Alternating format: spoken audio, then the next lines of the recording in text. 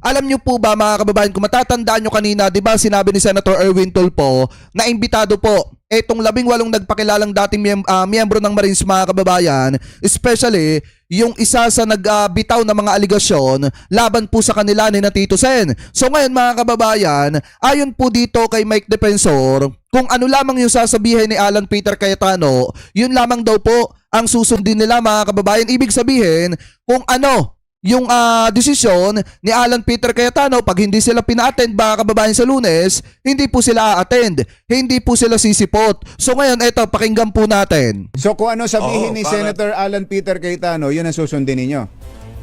Oo, para lang hindi kami, kumbaga hindi magipit sa gitna. Na Oo. parang kinisnap namin o sabihin natatakot kami. But if this is the guidance of the Senate President, na kinikilala naman din nila, di ba, ng kabila. Dahil hindi naman sinabing Senate President si Win Gatchalian eh. Ayun ang susundin namin. Hindi, ang sinasabi nila ay... Tsaka nakakapagtaka dito mga kababayan, obvious na obvious kasi si Mike Defensor na ang nagiging spokesperson nung 18 nagpakilalang dating miyembro ng mga Marines mga kababayan. At ngayon maliwanag naman na since po siya ang tumatayo na spokesperson na tagapagsalita ng mga yon, maliwanag na posibilidad, na malaki ang posibilidad na siya po talaga yung nasa likod mga kababayan nito pong lumabas na 18 na dating miyembro ng Marines na nagbibigay ng mga aligasyon laban po sa iba't ibang mga politiko. Sayang nga lang mga kababayan kahapon hindi po inabot yung mga yan ni Congressman Alvarez dahil tatanungin sana ni Congressman Alvarez kung sino ba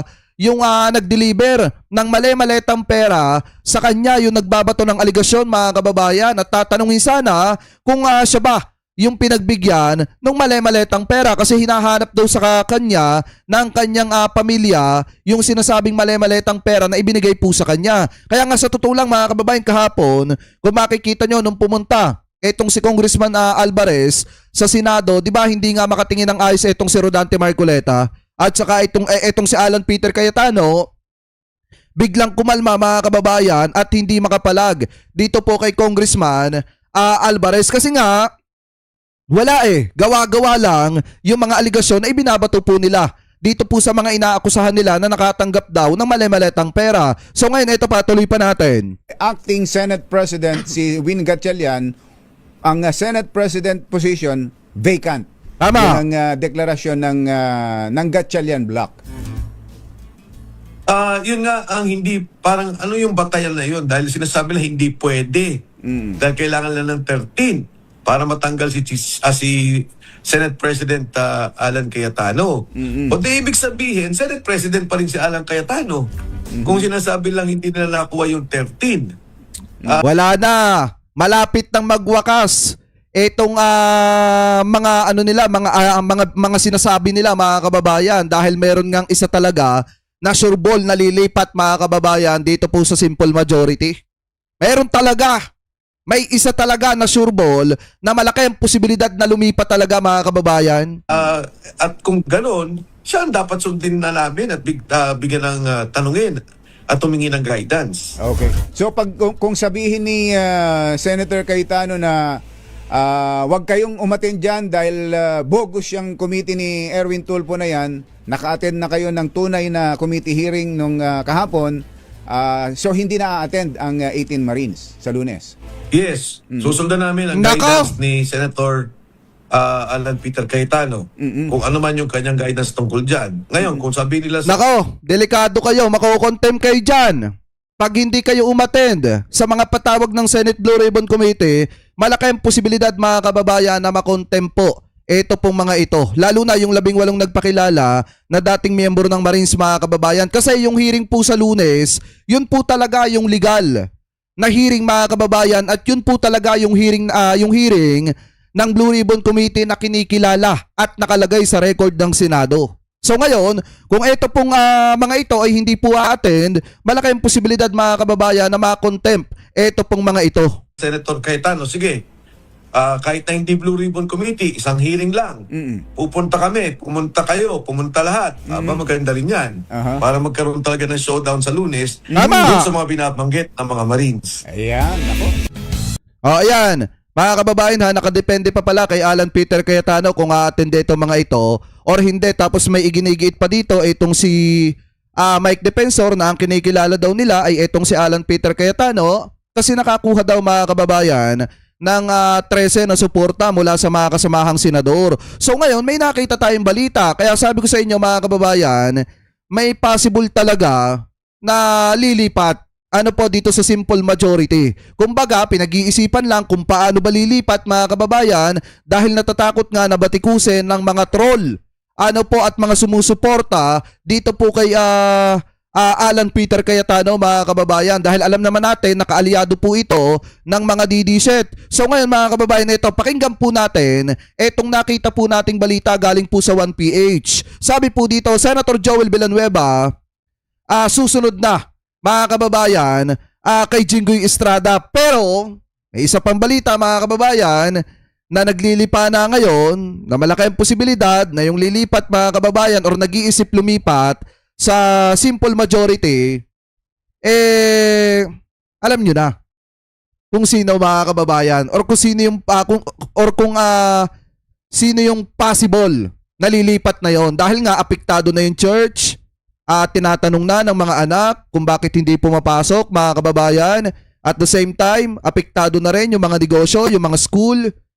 Kaya nag-iisip-isip na kung ito bang taong ito ay lilipat or hindi. So ngayon mga kababayan, ito pakinggan muna natin itong nakita po nating balita galing po sa 1PH na kung saan ito daw pong si Senator Joel Villanueva malaki ang posibilidad mga kababayan na sumunod kay Jinggoy Estrada kasi di ba kung matatandaan nyo, iilang araw na lamang po mga kababayan susunod na linggo na po. Ibig sabihin, next week na. Sa Lunes at sa mga susunod na linggo pa, malaki ang posibilidad na magsampa po ulit ng demanda ang ombudsman at malaki ang posibilidad na kapag nakapagsampa po sila ng demanda, mayroon na naman pong labasan ng panibagong warrant of arrest. So ngayon mga kababayan, pakinggan muna natin itong balita galing po sa 1PH. Marami kasi sa group chat nagtatanong, ba't daw naging issue yung t-shirt ni Senator Jinggoy? Ay, yung Yun, walang yung magkasya, yun ba Oo. yun? Na damit?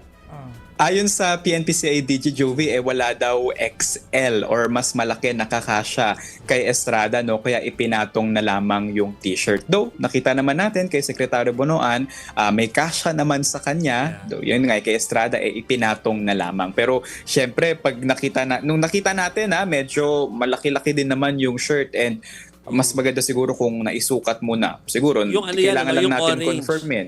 Pero Yes, yung orange. yung nakita natin yellow kasha naman, di ba? Yung Yes, cover yung mo siya yellow. naka-yellow sa kasha naman. Walang Yes, kasya yung- sa orange or wala silang Biruin nyo mga kababayan mauubos talaga yung mga senator sa grupo ni Alan Peter Cayetano. Paano pa kaya nila ididiin na si Alan Peter Cayetano pa rin ang Senate President pag nakulong na yung iba mga kaalyado nila?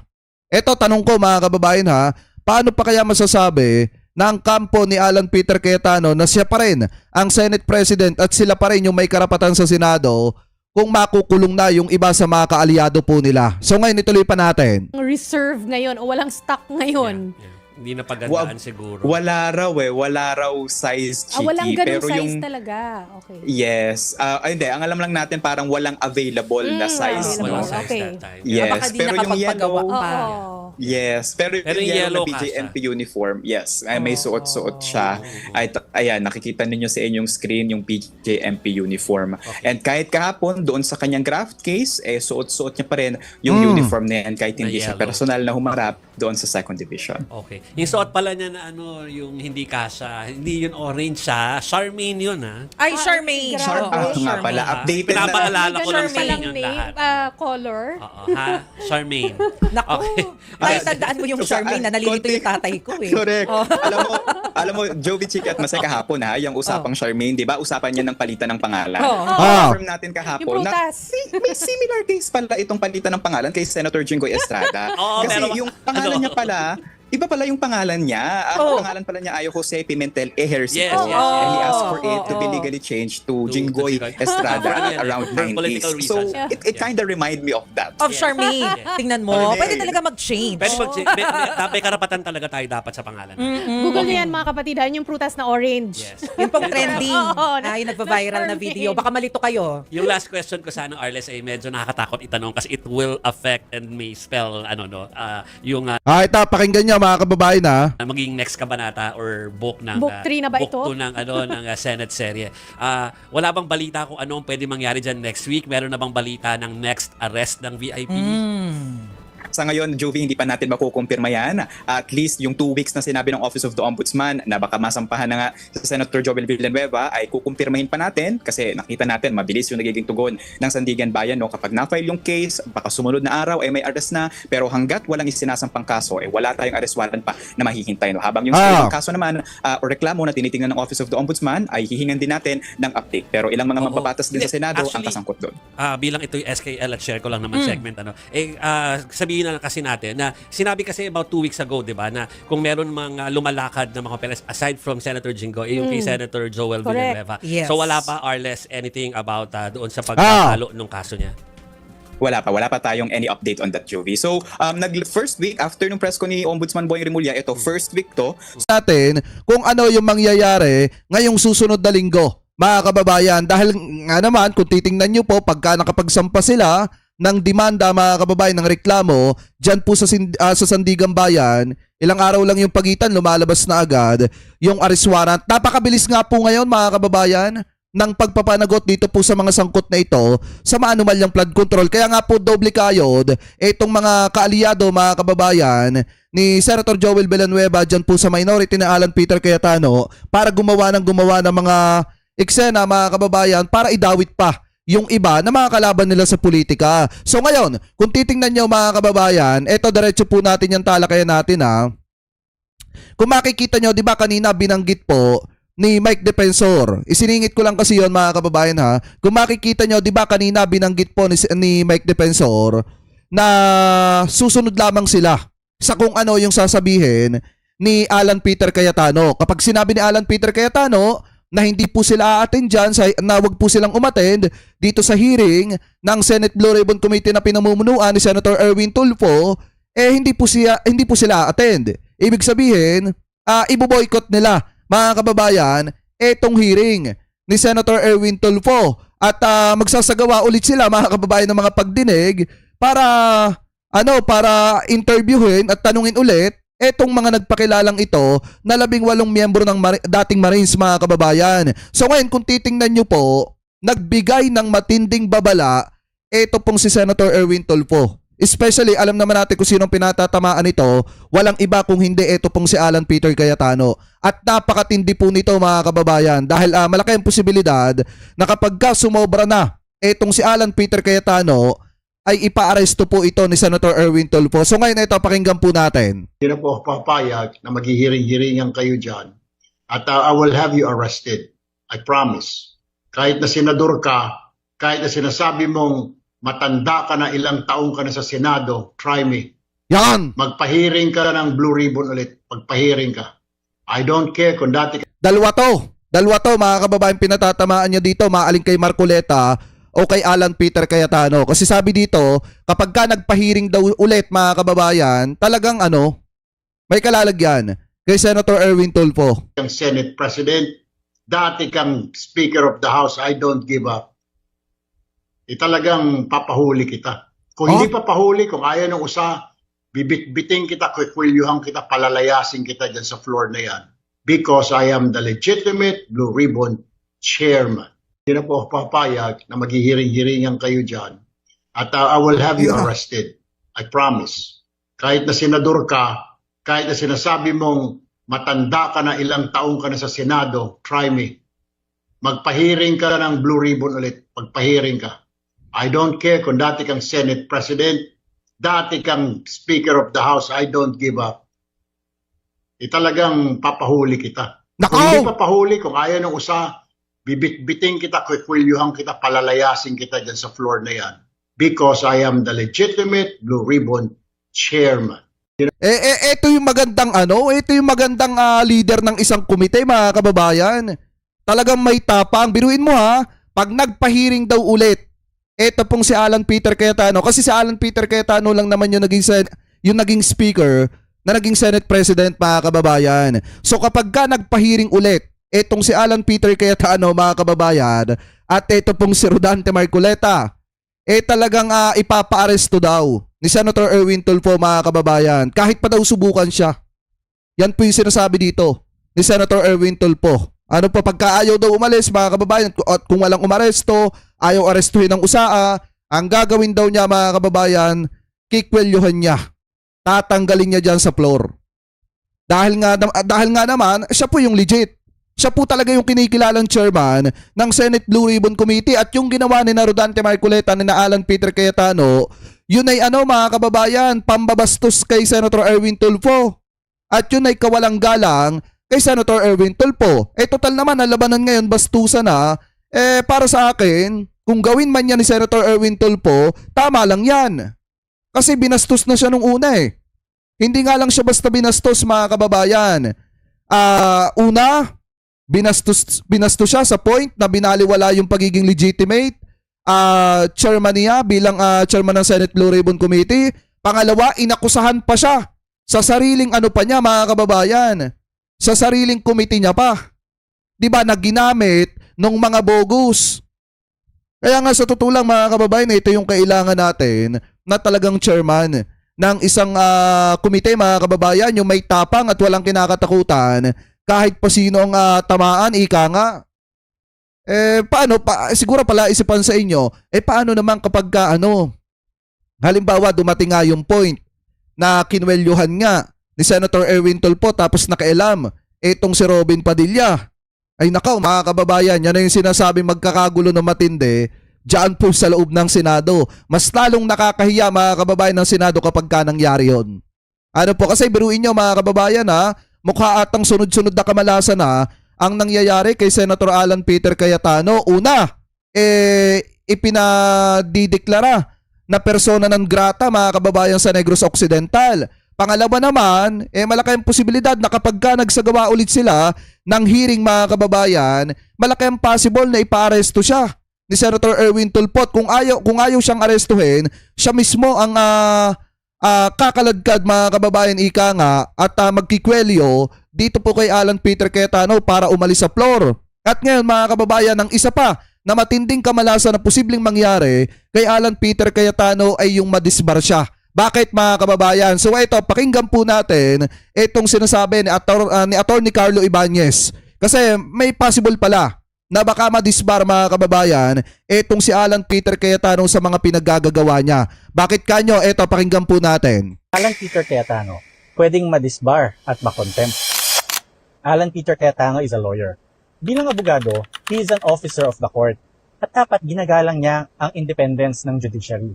Alam niya na dapat hindi pwedeng gamitin ang kapangyarihan niya as Senate President to influence the outcome of a court case and to paint the court as a tool of the administration. Pero, anong ginagawa niya? Nung naaresto si Jinggoy, bigla silang nag-boycott. Tama. Kasi daw, wala daw At saka pinipigilan niya yung pag-aresto, mga kababayan. Gumagawa siya ng sarili niyang term na dapat itong si Jinggoy Estrada ay isailalim sa custody, mga kababayan, ng Senado. Maliwanag nga na naglabas na ng arrest warrant ito pong Sandigan Bayan. So ibig sabihin, pinipigilan niya yung pag-aresto sa isang taong may kaso na. kasalanan si Jinggoy at hindi daw dapat siya inaresto. Ang kaso daw sa court ay political persecution lang by the admin. Ano ang sinasabi niya? Ang sinasabi niya ay ang Sandigan Bayan ay nagpapagamit sa presidente. Yan ang malinaw na mensahe niya. Worse dito is that pinapakalat niya ito at iniimpluwensyahan niya ang karamihan na magalit din sa court dahil ginagamit lang daw ito ng administrasyon. Worse pa, binoykot nila ang Senado para impluwensyahan ang judiciary. Hindi sila nagtatrabaho as a protest for the arrest of Jinggoy to protect daw the independence of the Senate. Again, the message is clear. Ang sinasabi niya ay ang court ay ginagamit lang ng administrasyon. Sabi dito, bayarang vlogger po ito. Yan yung sabi, mga kababayan. Alam nyo, sa totoo lang, mga kababayan, nakulong na nga si Jinggoy. Malaki pa ang possible na baka makulong si Senator Joel Villanueva. Malaki pa ang possible na baka ma-impeach si Sara. Nandyan pa rin kayo sa term ng bayaran kahit wala naman kayong patunay. Hindi na ba kayo nanawa dyan? Ganyan na ba talaga kayo kabobo? Hindi, eto, sinasabi ko lang, mga kababayan, ganyan na ba talaga kayo kabobo? Hindi ba kayo nabibriefing ng maayos ng mga kaalyado ninyo? To step on the independence of the Senate. In other words, pinapagkalat ni Cayetano na tuta ng administrasyon ang Sandigan Bayan. Ama! Mabigat tong mga statements na ganito. Pwede siyang makontempt at madisbar dahil dyan. Sa ilalim ng SIPRA, ang mga abogado ay dapat ginagalang ang court at ang legal process. Bawal sa mga abogado ang mga pahayag or kilos na maaaring makaapekto or maka-influence sa judicial proceedings. Tama. Bawal na sinisiraan ang integrity ng courts. Under the rules of court, indirect contempt ang mga statements na nagpapababa sa integrity ng judiciary.